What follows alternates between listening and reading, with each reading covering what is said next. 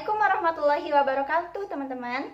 Perkenalkan, nama saya Indah Kirana Sumarman dari Prodi Pendidikan Matematika Universitas Siliwangi. Video ini saya tujukan untuk memenuhi tugas mata kuliah Filosofi Sejarah Matematika dan Teori Bilangan Matematika dengan dosen pengampu Bapak Dedi Nurjamil. Assalamualaikum warahmatullahi wabarakatuh. Bertemu lagi dengan saya Indah Kirana Sumarman dengan NPM 212151015.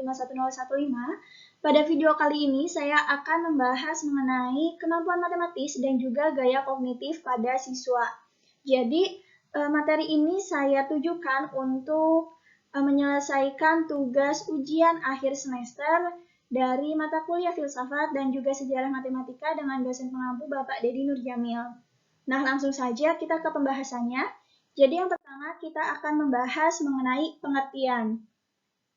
Nah, yang pertama itu ada pengertian komunikasi matematis. Nah, di sini sudah tertuang ya atau tertulis ada 3 ahli yang menyatakan mengenai pengertian komunikasi matematis ini.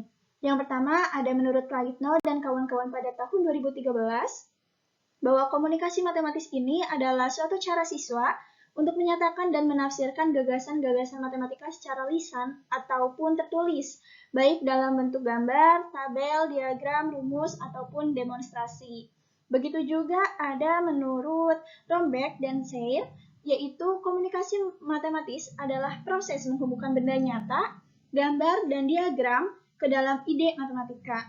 Jadi yang pertama itu ada menjelaskan ide, situasi, dan relasi matematika secara lisan ataupun tulisan dengan benda nyata, seperti gambar, grafik, dan aljabar. Begitu juga menyatakan peristiwa sehari-hari dalam bahasa atau simbol matematika, kemudian mendengarkan, berdiskusi, dan menulis tentang matematika, kemudian membaca dengan pemahaman suatu presentasi matematika tertulis, membuat konjektur, menyusun argumen, merumuskan definisi dan generalisasi, menjelaskan dan membuat pernyataan atau pertanyaan tentang matematika yang telah dipelajari. Kemudian yang ketiga adalah ada pendapat dari menurut Susanto pada tahun 2013 bahwa komunikasi matematis adalah suatu dialog di mana dalam dialog tersebut terjadi pengalihan pesan matematis yang berisikan materi matematika berupa konsep, rumus, atau strategi penyelesaian masalah baik secara lisan maupun tulisan. Nah, dari beberapa pendapat ahli di atas atau berikut, dapat kita simpulkan bahwa komunikasi matematis ini merupakan suatu proses penyampaian informasi mengenai suatu objek yang terlebih dahulu kita hubungkan dengan materi matematika sesuai dengan ide, konsep, rumus, dan strategi penyelesaian masalahnya. Selanjutnya, dapat kita sampaikan informasi tersebut lewat tulisan ataupun tulisan. Adapun cara-cara penyajian komunikasi ini berupa gambar, grafik, tabel, fungsi, diagram, ataupun demonstrasi yang dapat mempermudah kita dalam menyampaikan informasi tersebut. Nah, selanjutnya ada juga pengertian dari gaya kognitif. Jadi di sini juga ada 3 ahli yang berpendapat mengenai pengertian dari gaya kognitif ini. Yang pertama, menurut Desmita, gaya kognitif adalah karakteristik individu dalam menggunakan fungsi kognitif berpikir, mengingat, memecahkan masalah, dan sebagainya yang bersifat konsisten dan lama. Kemudian menurut Park, gaya kognitif ini merupakan karakteristik individu dalam berpikir, merasakan, mengingat, memecahkan masalah, dan membuat keputusan. Kemudian informasi yang tersusun baik, rapi, dan sistematis ini lebih mudah diterima oleh individu tertentu. Namun, individu lain ini lebih mudah menerima informasi yang tersusun tidak terlalu rapi dan tidak terlalu sistematis. Kemudian yang terakhir ada menurut Goldstein and Blackman, yaitu gaya kognitif menunjuk kepada karakteristik individu dalam usaha mengorganisasikan lingkungan secara konseptual. Nah, dari beberapa pendapat ahli berikut, dapat kita simpulkan bahwa gaya kognitif ini adalah sebuah konsep psikologis yang berkaitan dengan bagaimana seorang individu memproses informasi.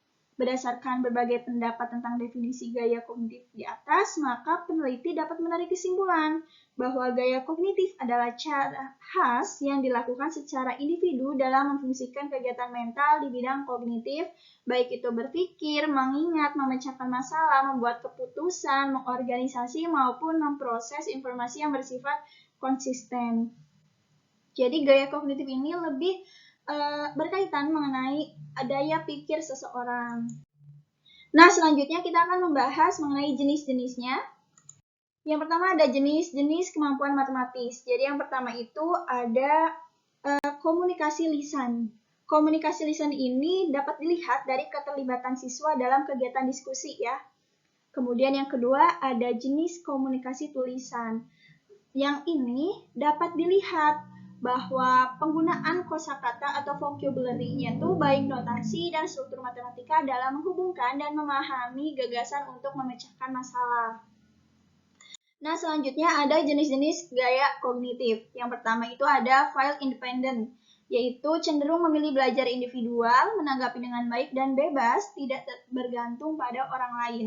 Kemudian ada juga yang file dependent, yaitu cenderung memilih belajar dalam kelompok dan sering mungkin berinteraksi dengan siswa lain atau guru, memerlukan ganjaran atau penguatan yang bersifat ekstrinsik. Jadi yang pertama itu file independent itu lebih suka atau lebih cenderung ke penyendiri, sedangkan file dependent ini lebih suka bersosialisasi atau gaya belajar yang berkelompok. Nah, kemudian yang ketiga itu ada indikator-indikatornya. Yang pertama, indikator kemampuan matematis, yaitu yang pertama ada ketepatan dalam menyampaikan materi bangun ruang sisi datar kepada teman kelompoknya. Jadi, indikator ini bisa kita latih di dalam kelas ya, untuk lebih meningkatkan kemampuan matematis pada siswa atau peserta didik. Kemudian yang kedua ada kejelasan berbahasa.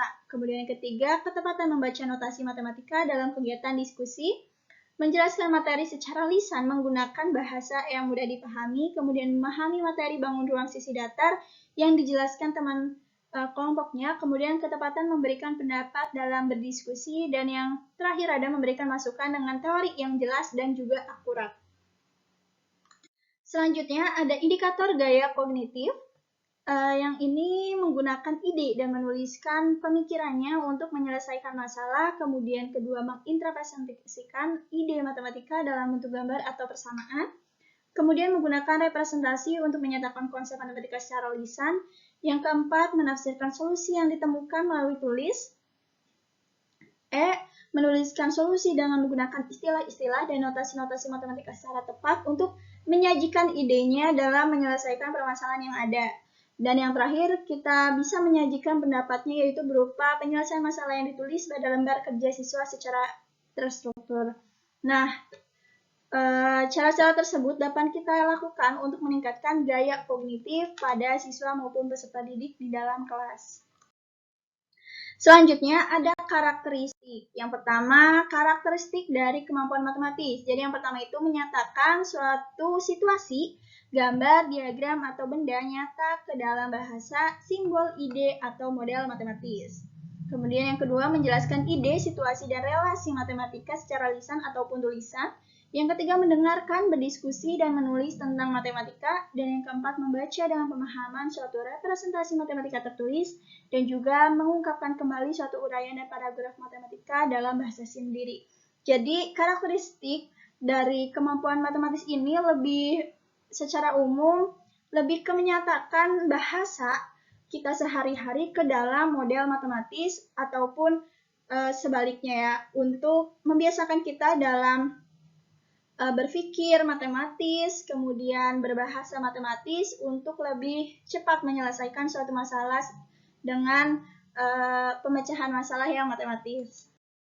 Selanjutnya ada karakteristik dari gaya kognitif. Nah, di karakteristik gaya kognitif ini dibagi dua. Yang pertama itu ada kognitif yang file independen yang lebih menyendiri, dan juga yang file dependen yang lebih suka berkelompok. Nah, kita bahas dulu yang pertama mengenai file independen. Di sini memiliki kemampuan menganalisis untuk memisahkan objek dari lingkungan sekitar sehingga persepsinya tidak terpengaruh bila lingkungan mengalami perubahan.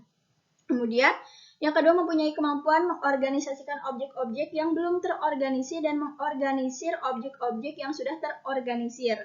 Kemudian, cenderung kurang sensitif, dingin, menjaga jarak dengan orang lain, dan individualistis. Nah, kan sesuai ya bahwa file independen ini lebih suka menyendiri. Kemudian memilih profesi yang bisa dilakukan secara individu dengan materi yang lebih abstrak atau memerlukan teori dan analisis. Kemudian, cenderung mendefinisikan tujuan sendiri dan cenderung bekerja dengan mementingkan motivasi intrinsik dan lebih dipengaruhi oleh penguatan intrinsik. Nah, file independen ini lebih menjurus lebih ke introvert atau individualis ya, jadi lebih suka apa-apanya itu sendiri. Kemudian yang kedua, kita akan membahas mengenai karakteristik dari gaya kognitif file dependent. Nah, yang pertama ada cenderung berpikir lebih global, memandang objek sebagai satu kesatuan dengan lingkungannya sehingga persepsinya mudah terpengaruh oleh perubahan lingkungan. Nah, yang kedua ada cenderung menerima struktur yang sudah ada karena kurang memiliki kemampuan merestrukturasi. Kemudian, yang ketiga memiliki orientasi sosial sehingga tampak baik hati, ramah, bijaksana, baik budi, dan penuh kasih sayang terhadap individual lain. Nah, yang D ini cenderung memilih profesi yang menekankan pada keterampilan sosial. Nah, beda sama yang file dependent. Kalau file independent ini lebih suka yang teori dan analisis karena ini bisa dilakukan secara sendiri atau individualis. Nah, sedangkan yang gaya dependent ini lebih suka yang keterampilan sosial. Selanjutnya yang E, cenderung mengikuti tujuan yang sudah ada. Nah, yang terakhir ini cenderung bekerja dengan mengutamakan motivasi eksternal dan lebih tertarik pada penguatan eksternal berupa hadiah, pujian, atau dorongan dari orang lain. Sangat berbeda ya antara independen dan dependent. Selanjutnya, kita akan membahas mengenai strategi. Yang pertama itu ada strategi kemampuan matematis. Jadi, strategi untuk kita dapat memiliki kemampuan matematis ini yaitu yang pertama ada kemampuan komunikasi matematika, yaitu kemampuan dalam menyampaikan ide matematika baik secara lisan ataupun tulisan, serta kemampuan memahami dan menerima ide matematika dari orang lain secara cermat, analisis kritis, dan evaluatif untuk mempertajam pemahaman. Kemudian yang kedua ada peran guru dalam mengembangkan komunikasi matematis siswa. Nah, selanjutnya ada yang ketiga strategi pembelajaran untuk meningkatkan kemampuan komunikasi matematika siswa, yaitu yang pertama bisa dilakukan secara pembelajaran kooperatif tipe think, talk, write. Jadi, berpikir dulu, kemudian berbicara dan menulis. Kemudian yang kedua ada strategi pembelajaran interaktif, jangan terlalu pasif. Kemudian yang ketiga, strategi pembelajaran kooperatif tipe teams, games, tour, and tournaments. Jadi, lebih ke lapangan ya. Kemudian yang keempat, ada pendekatan pendidikan matematika realistik ya atau PMR. Kemudian yang kelima, ada pendekatan pembelajaran problem-based learning. Jadi, lebih pemecahan masalah. Selanjutnya ada strategi gaya kognitif, yaitu dengan cara pertama pemecahan masalah, penalaran dan pembuktian, yang ketiga koneksi, yang keempat komunikasi, dan yang terakhir representasi. Nah, mungkin cukup sekian yang dapat saya sampaikan pada video kali ini. Mohon maaf jika ada kekurangan maupun kesalahan kata. Terima kasih. Wassalamualaikum warahmatullahi wabarakatuh.